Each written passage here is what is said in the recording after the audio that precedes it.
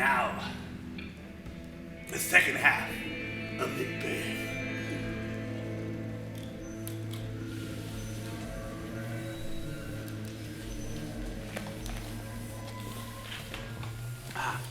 My former speeches have to hit your thoughts, which can interpret further, only I say things have been strangely born. The gracious Duncan was pitied of Macbeth, marry she was dead, and the right valiant Banquo walked too late, whom you may say, if it please you, fleance killed, for fleance fled. Men must not walk too late. Here. Who cannot want the thought how monstrous it was for Malcolm and for Donalbain to kill their gracious mother? Damn fact! How it grieved Macbeth. Did he not straight in pious rage the two delinquents tear? And I do say that he has borne all things well. And I do think that had he Duncan's sons under his key, and as it please heaven he shall not, they should find what 'twere to kill a mother. So should fleance. But peace.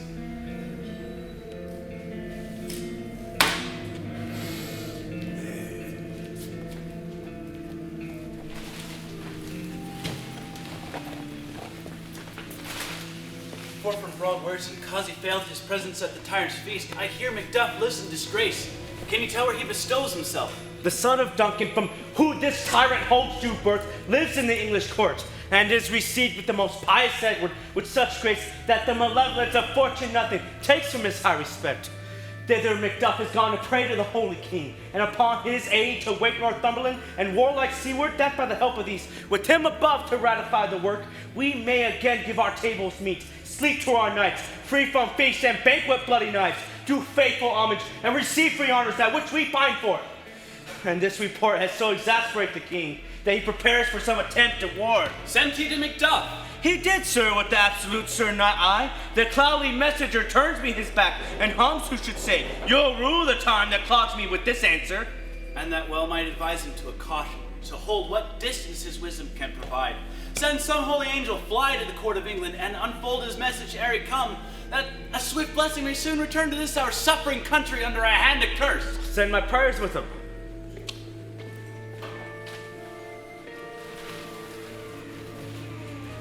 Thrice the blinded cat hath mewed. Thrice and once the hedge pig whined. Harpier cries, 'tis time, 'tis time.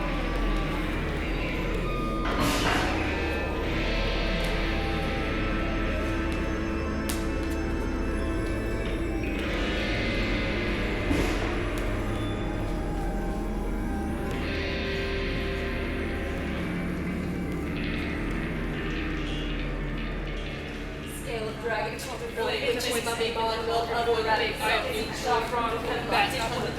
liver of blasphemy, while he goes and slips finger of burst, strangled vein, boiling by a trap, double, toil and trouble, fire, burn, and cauldron, bubble. Scale of dragons in the wolf, which will be liver of blasphemy, well it doesn't slay the youth. Fever of her strangled veins, double, toil and trouble, fire, burn, and cauldron, bubble. Scaly dragons, liver of blasphemy, well lips of youth, silver lips notes of terror, finger of burst, strangled veins, double, toil and trouble, fire, burn, and cauldron, bubble. Hula, the baboon's blood, for a charm that's firm and good. Oh, well done, and I commend your pains, and everyone will share in the gains. Now, round about the cauldron sing, live elves and fairies in a ring, enchanting all that you put in. By the pricking of my thumb, something wicked this way comes. Open locks, whoever knocks. How now, you secret black and midnight hags? What is it you do? A deed without a name. I conjure you by that which you profess, howe'er you come to know it. Though you untie the winds and let them fight against the churches, though palaces and pyramids do slope their heads to their foundations, Though the treasure of nature's Germans tumble all together, even till destruction sicken, answer me to what I ask you. Speak, demand. We'll answer. Say if thou'd rather hear it from our mouths or from our masters. Call him. Let me see him. Pour in Sal's blood that hath eaten her 9 barrel, grease that sweating from the murderers, give it, throw into the flame. Come high or low, thyself in office deftly show. Tell me, thou unknown power. He hears that thought, speak not to him, say thou not. Macbeth, Macbeth, Macbeth, beware Macduff, beware the Thane of Fife, dismiss me enough. Well, whatever thou art for thy good caution, thanks. Thou hast harped my fear aright, but one word more. He cannot be commanded. Here's another more potent than the first. Macbeth, Macbeth, Macbeth. Had I 3 ears, I'd hear thee. Be bloody, bold, and resolute. Laugh to scorn the power of man, for none of woman born shall harm Macbeth. Then live, Macduff. What need I fear of thee? Yet, to make assurance double sure, I'll take a bond of fate. Thou shalt not live, that I may tell pale-hearted fear it lies, and sleep in spite of thunder. What's this that rises like the issue of a king? Listen, but speak not to it. Be lion metal, proud, and take no care who chafes, who frets, or where conspirers are. Macbeth shall never vanquish be until great Birnam wood to hide Dunsinane Hill shall come against him. That will never be! Who can impress the forest? Bid the tree unfix his earthbound root. Sweet bodements, good! Rebellion's head rise never till the wood of Birnam rise. And our high-placed Macbeth shall live his lease of nature, pay his breath to time and mortal custom. Yet my heart throbs to know one thing. Tell me, if thou art can tell so much, will the issue of Banquo ever reign in this kingdom? Seek to know no more. I will be satisfied. Deny me this, then an eternal curse come upon you. Tell me, why stinks this cauldron? What is that noise? Show his eyes and grieve his heart, come like shadows, so depart. Thou art too like the spirit of Banquo. Down! Thy crown does sear mine eyeballs, and thy hair, that with a gold-bound brow is like the first. A third is like the former. Filthy hags! Why do you show me this? Another yet, a fourth. Star eyes! What, will the line stretch out to the crack of doom?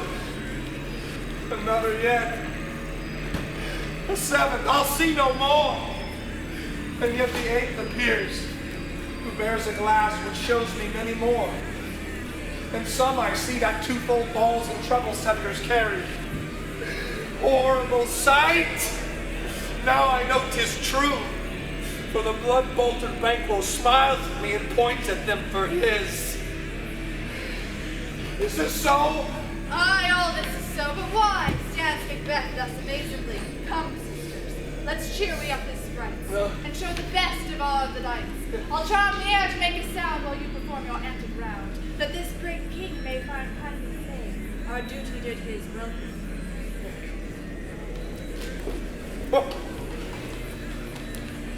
Where are they? Gone? Let this pernicious hour stand I accursed in the calendar. Come in from without. What is thy grace's will? Saw you the weird sisters? No, my lord. Came they not by you? No, indeed, my lord. Infected be the air whereon they ride, and damned all those that trust them. I did hear the galloping of horses. Who was it came by? 'Tis 2 or 3, my lord, that bring you word Macduff has fled to England. Fled to England? Aye, my lord. Time. Thou anticipatest my dread exploits. The flighty purpose is never o'ertook unless the deed go with it. From this moment, the very firstlings of my heart shall be the firstlings of my hand.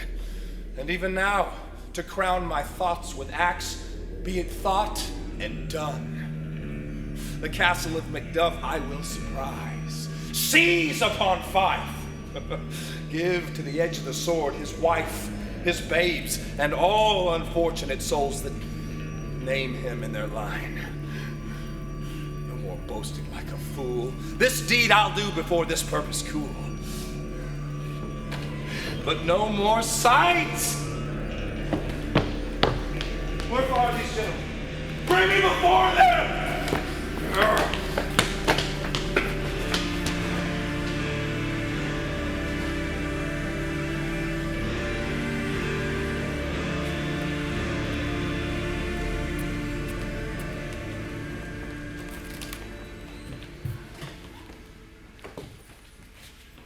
What had he done to make him fly the land? You must have patience, madam. He had none. His flight was madness. When our actions do not, our fears do make us traitors. You know not whether it was his wisdom or his fear. Wisdom. To leave his wife. To leave his babes, his mansions, and his title in a place from whence himself does fly. He loves us not. He wants the natural touch. For the poor wren, the most diminutive of birds, will fight her young ones in her nest against the owl. All is the fear and nothing is the love. So little is the wisdom when the flight so runs against all reason. My pretty coz, I pray you, school yourself. But for your husband, he is noble, wise, and judicious, and best knows the Fitto season. I dare not speak much further. But cruel are the times. I will take my leave of you. It shall not be long, but I'll be here again. Things at worst will cease or climb upwards as they once were before. My pretty cousin, blessing upon you. Fathered he is, and yet fatherless. I'm so much the fool should I stay longer. Be not found here, hence with your little ones. Heaven preserve you. I take my leave at once. I dare abide no longer.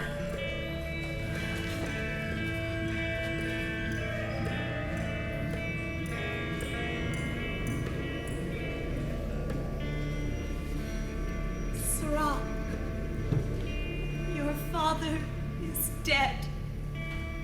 What will you do now? How will you live? What with worms and flies? Yes, he is dead. What wilt thou do for a father? Alas, God help thee, poor monkey. How wilt thou do for a father?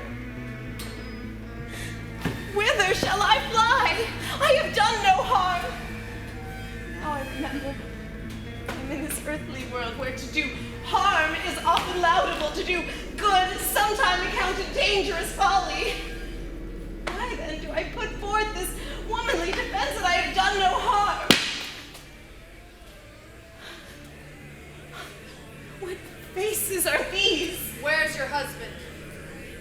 I hope in no place so unsafe to find where such as thou mayst find him. He's a traitor. What? An egg? Young fry of treachery.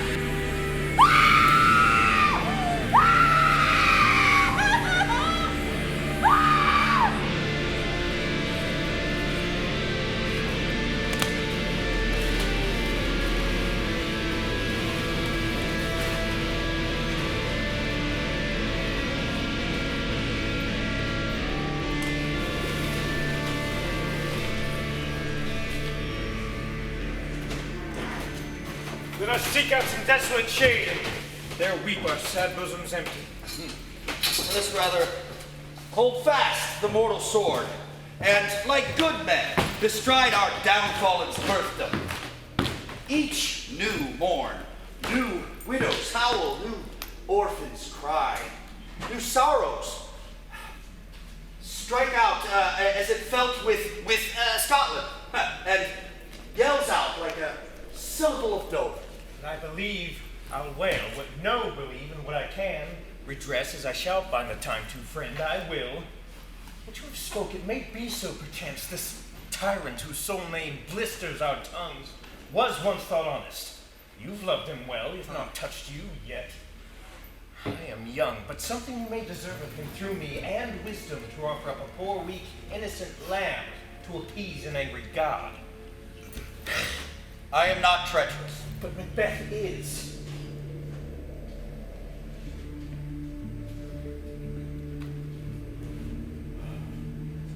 A good and virtuous nature may recoil in an imperial charge, but I shall crave your pardon.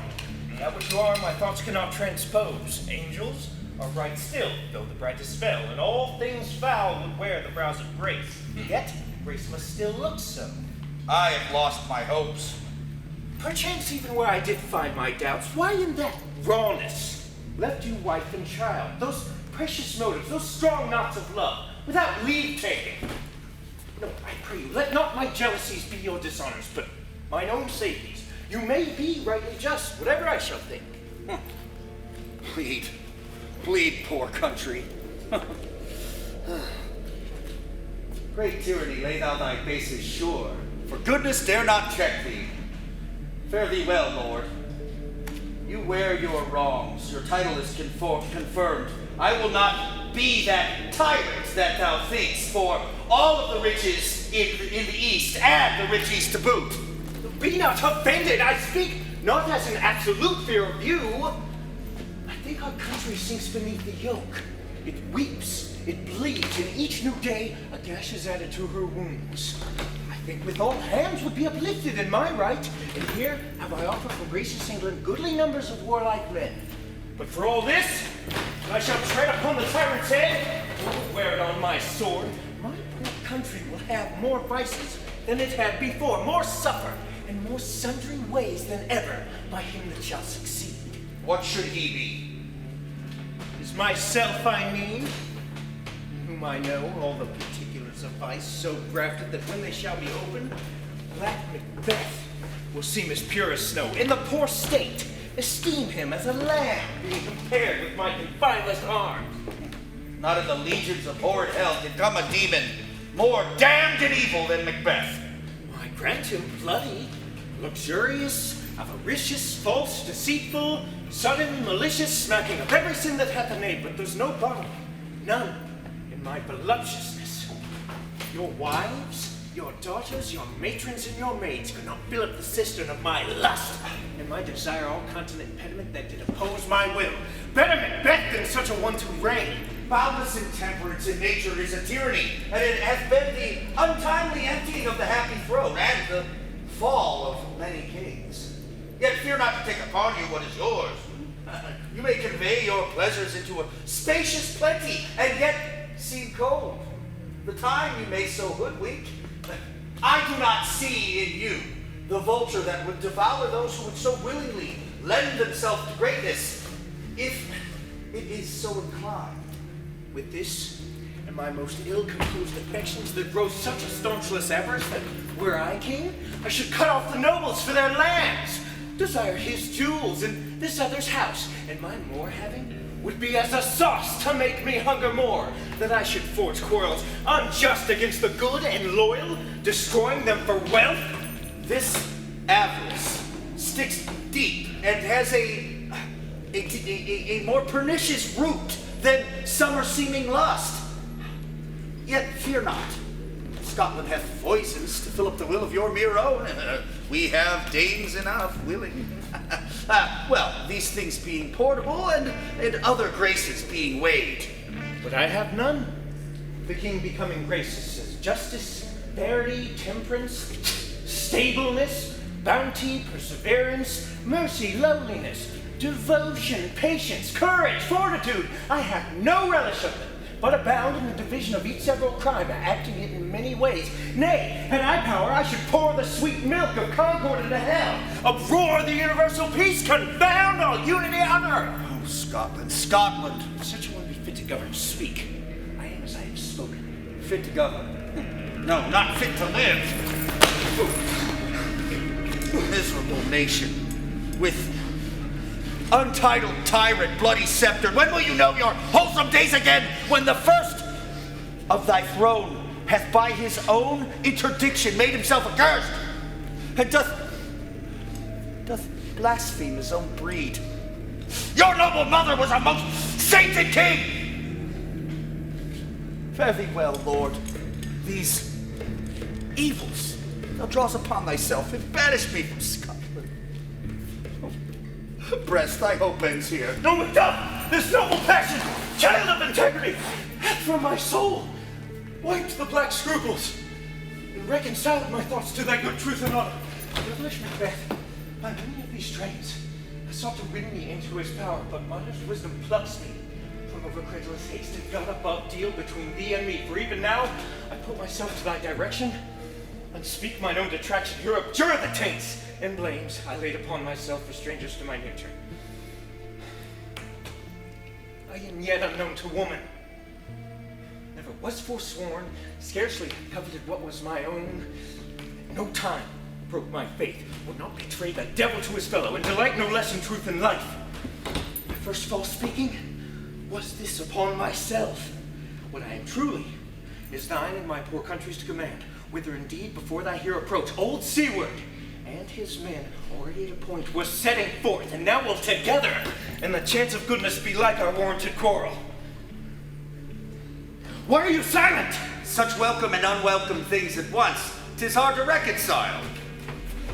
Who goes there? My countrymen, but yet I know him not. Ah, how goes it, gentle cuz? Scotland's standward kid? The last poor country, almost afraid to know itself. It cannot be called our mother, but our grave, where nothing but who knows nothing is once seen to smile, where sighs and groans and shrieks that rend the air are made not marked, where violent sorrow seems a modern ecstasy, and the dead man nails their scarce ask for who, and good men lives expire before the flowers in their cap dying or ere they sicken. Noble cousin, too true and too nice. What's the newest grief? That of an hour's age doth hiss the speaker, and each minute teems a new one. How does my wife? Why, well. And my children? Well, too. The tyrant does not batter at their peace? No, they were at peace when I did leave them. You're not halting in thy speech. How goes it? I came hither to transport tidings which I have heavily borne. There ran a rumor of many worthy fellows that were out, which I believed the witness the rather, for I saw the tyrant's power afoot. Now is the time of help. Your eye in Scotland will create soldiers, make our women fight to doff their dire distresses. Be it their comfort, we are coming thither. Gracious England hath lent us old Seward and his men, an older and a better soldier none that Christendom gives out. Would I could answer this comfort and the like, but I have words that should be howled in the desert air, where hearing cannot latch them. What is their concern? Is it the general cause or some fee grief due to a single breast? No mind that's honest, but in it shares some woe, though the main part pertains to you alone. If these words be mine, quickly give them to me. Let not your ears despise my tongue forever, for they shall possess the heaviest sound that ever yet they hold. I guess at it. Your castle is surprised, your wife and babes savagely slaughtered. To relate the matter, were the core of these murdered deer, to add the death of you. Merciful heaven. Man, lay your buoy head upon your brows. Give sorrow words. The grief that does not speak whispers their fraught heart and bids it break. My children too. Wife, children, servants, all that could be found. And I must from thence. My wife killed you, say? I have said, Be comforted. Let us make medicines of our great revenge to cure this deadly grief. He has no children. Killed, you say? All dead? Oh, hellkites! Oh, my pretty chickens. And they're dead. In one fell swoop. Dispute it like a man! I will, but I must feel it like a man. I cannot help but to think on these things that were once precious to me. Did heaven not look down upon them and not take their part? Oh, sinful Macduff. They have perished not for their own demerits, but for thine. Oh, heaven rest their souls. Is the whetstone of your sword. Let grief convert to anger, blood not the heart, enrage it! Oh, I will play the woman with my eyes and the braggart with my lips. Gentle heavens, cut short all intermission, front to front, and bring down this fiend of Scotland within myself and within my sword length. And in heaven, if he escape, may heaven forgive him. Too. This tune goes badly. Come, go we to the king. Our power is ready. Our lack is nothing but our leave. The heaven is right will shake, and the powers above put on their instruments. Receive what cheer you may. The night is long that never finds the day.